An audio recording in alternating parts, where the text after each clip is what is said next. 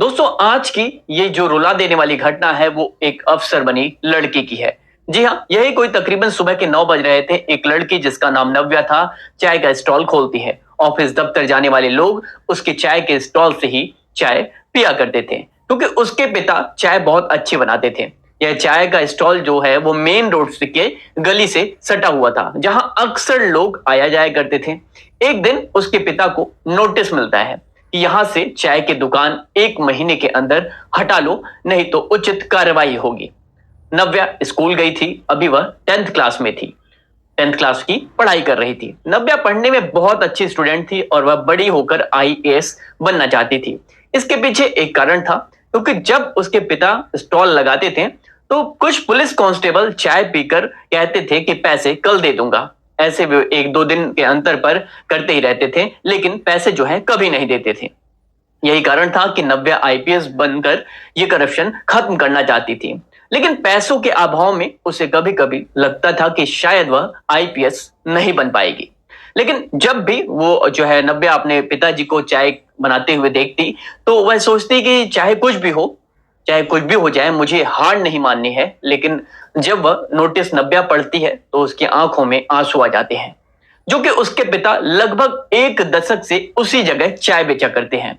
अगर अब वह जगह छूट जाएगी तो इतनी इनकम नहीं होगी। अब इन सब के बाद उन्हें एक नई जगह मिल गई।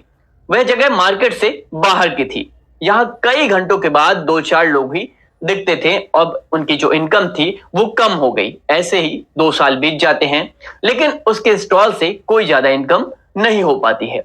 अब जो नव्या थी वो बीए में एडमिशन ले लेती है और कॉलेज जाती है। एक दिन उसके सभी दोस्त साथ में बैठकर बातें कर रहे होते हैं कि अब आगे क्या करना है। सभी ने अपनी अपनी बात रखी और जब नव्या की बारी आई तो नव्या के बोलने से पहले एक लड़की ने कहा, अरे यह तो अपने पिता के साथ आगे भी चाय ही बेचेगी। उस लड़की का नाम था कोमल।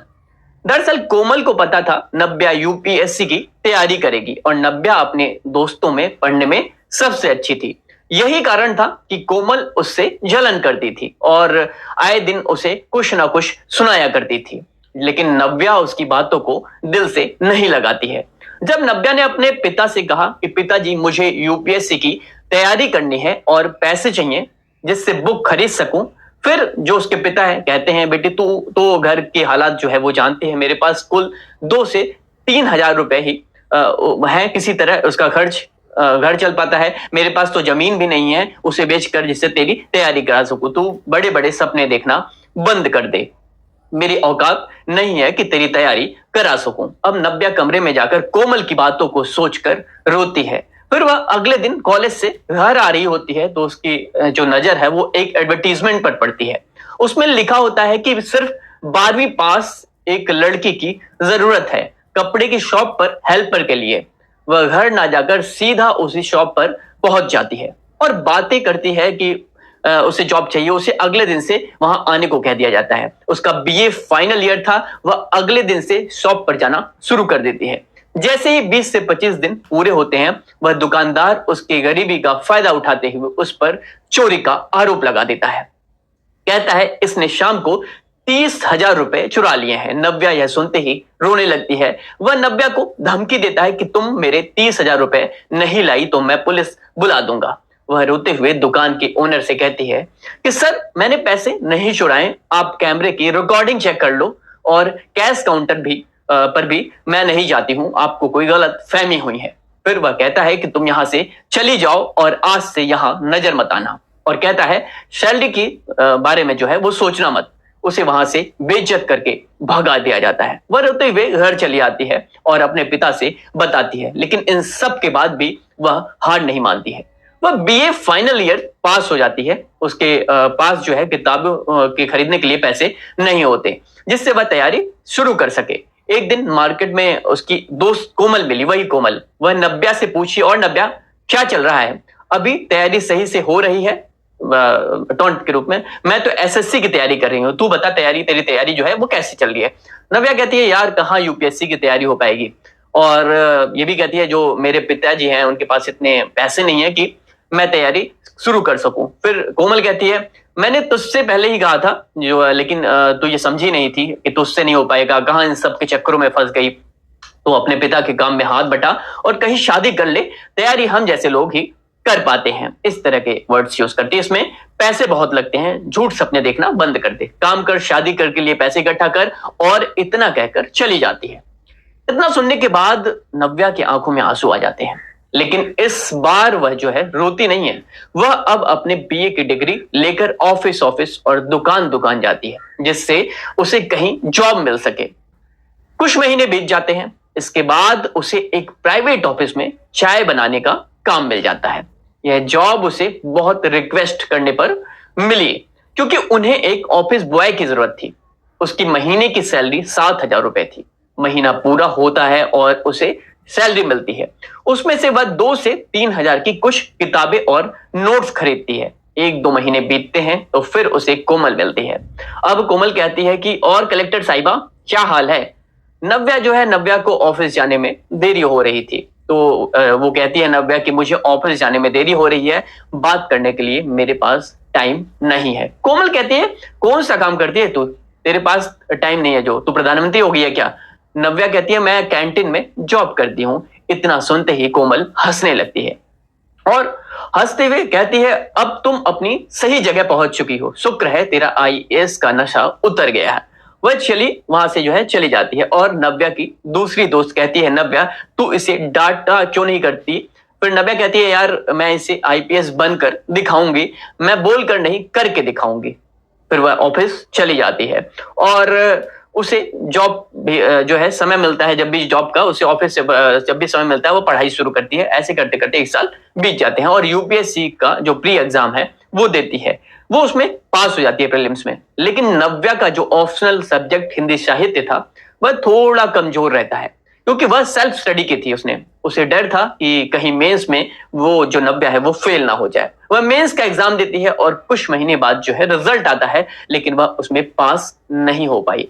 वह कमरे में बैठकर रोने लगती है। फिर उसकी दोस्त आती है और कहती है, यार तू जो है तू नहीं फेल हुई है, जो बड़े बड़े कोचिंग इंस्टीट्यूट में पढ़ते थे वह भी फेल हो गए हैं। क्या हुआ, तेरा इस बार जो है सिलेक्शन नहीं हुआ, मुझे पूरा भरोसा है तो अगली बार जरूर पास होगी। और वह चली जाती है दूसरी दोस्त। फिर कुछ दिन बीतते हैं और जो कोमल, जो वो लड़की कोमल उससे ऑफिस में मिलती है और कहती है, कम से कम तू अपनी जो लाइफ है बर्बाद ना कर, तेरे माँ बाप की तो जो लाइफ बर्बाद हुई हो गई है। इतना सुनते ही नव्या को गुस्सा आ गया। वह बोली, कोमल मैं बहुत परेशान हूं, तू मुझे डिस्टर्ब ना कर, चली जा। फिर वह कहती है कि मैं कहीं नहीं जाऊंगी, जो कोमल है, मैं यहाँ काम करने आई हूँ मैनेजर के तौर पर, और तू जल्दी से एक चाय मेरे लिए केबिन में लेकर आ जा। और हाँ सुन, आज से यहाँ पढ़ाई करना बंद कर दे, नहीं तो कल से आना बंद कर दे। मुझे मेरे नाम से मत बुलाना, मुझे मैम कहकर बुलाना। और वो चली जाती है। ये कोमल कह रही है। नव्या थोड़ा मायूस होती है, लेकिन उसे अपनी दोस्त जो है दूसरे दोस्तों से मोटिवेशन मिला करता है। वह उसके साथ शाम में 10 से 15 मिनट मिलकर जरूर बात करती। जो दोस्त मोटिवेशन देती है वह अपने ऑप्शनल सब्जेक्ट की जो हिंदी साहित्य पर ज्यादा फोकस इस बार करती है, वह अपना 100% देती है। और ऐसा करते करते 1 साल बीत जाते हैं। फिर यूपीएससी का वही साइकिल आ जाता है, प्री एग्जाम देती है और कुछ महीने बाद रिजल्ट आता है। वह इस बार भी उसमें पास हो जाती है प्री में। अब वही फिर मेंस का चक्कर चल रहा है, मेंस की तैयारी में लग जाती है। कुछ महीने बाद मेंस का एग्जाम फिर आ जाता है, साइकिल चलती रहती है और रिजल्ट आता है। तो मेंस में भी इस बार नव्या पास हो जाती है। अब बारी थी इंटरव्यू की। उसे बहुत डर लग रहा था, क्योंकि आज तक उसने किसी भी कंपटीशन लेवल का इंटरव्यू नहीं दिया था। अब वह इंटरव्यू देख कर आती है। उसे डर लग रहा था कि उसका सिलेक्शन नहीं होगा, क्योंकि उसने जो है 15 क्वेश्चन में से सिर्फ 8 प्रश्नों के उत्तर ही दिए थे। अब रिजल्ट का दिन भी आ जाता है। जैसे शाम हो रही थी रिजल्ट आउट हो जाता है और वह अपना नाम देखती है तो वह पाती है कि एक बेहतर रैंक उसने पा ली है। उसे विश्वास नहीं हो रहा था कि वह यूपीएससी परीक्षा में टॉप कर गई है। उसकी आंखों में आंसू आ जाते हैं और वह रोने लगती है। लेकिन आज वह आईएएस बन गई है। और कोमल को जब यह बात पता चली तो उसका चेहरा शर्म से लाल हो गया। आज कोमल उसी प्राइवेट फर्म में मैनेजर के तौर पर छोटी सी नौकरी कर रही है और उसी फर्म में चाय बेचने वाली नव्या जो है वो आईएएस अफसर बन गई। दोस्तों, मैं बार बार कहता हूं, नेगेटिव जो आपके नेगेटिव लोग हैं, आज की डेट में आपके जो शुभ चिंतक है, वेल विशर है, वो कम है। नेगेटिव लोग आपके इर्द गिर्द ज्यादा होते हैं। आपको करना बस इतना है कि नेगेटिव लोगों से बचें और पॉजिटिव एनर्जी अपने में क्रिएट करते हुए इस परीक्षा में लग जाएं। देखिए, बहुत बड़ी परीक्षा है, लेकिन इतनी भी बड़ी परीक्षा नहीं है जिसे तोड़ा नहीं जा सकता। मैं बार बार, हजारों बार कहता हूं। देखिए, परीक्षा बड़ी है। अगर परीक्षा से बड़ी आप जो अपने इरादे हैं, मनोबल है, अगर आपने अपने मनोबल, इरादे बड़े कर लिए तो ये परीक्षा छोटी हो जाएगी। मनोबल के सहारे इस परीक्षा को पास किया जा सकता है, बशर्ते एक डेडिकेशन की जरूरत है। वो डेडिकेशन आप में कहां से आएगा वो आप जाने, लेकिन आज से लग जाए। प्रतिदिन 6 से 8 घंटे पढ़ने की हैबिट डाल लें और ये यकीन मानिए, आज से 2 साल 3 साल बाद आप एबीसीडी, आपका जो भी नाम है उसके सामने आईएएस आईपीएस अपने डिजायरेबल पोस्ट को यहाँ पे रैंक को लगा लें। वीडियो कैसी लगी बताएं कमेंट सेक्शन में, और इस वीडियो को अपने दोस्तों तक शेयर करें। फेसबुक पे शेयर करें, टेलीग्राम पे शेयर करें, व्हाट्सएप पे शेयर करें, अन्य विभिन्न सोशल मीडिया प्लेटफॉर्म पर शेयर करें। और अगर आप पेरेंट्स हैं तो आप अपने बच्चों तक शेयर करें, ताकि वे भी इस वीडियो से कुछ सीख सकें, उनकी जिंदगी में कुछ सकारात्मक ऊर्जा, पॉजिटिव एनर्जी आ सके। बहुत बहुत धन्यवाद। वीडियो शेयर करते रहें।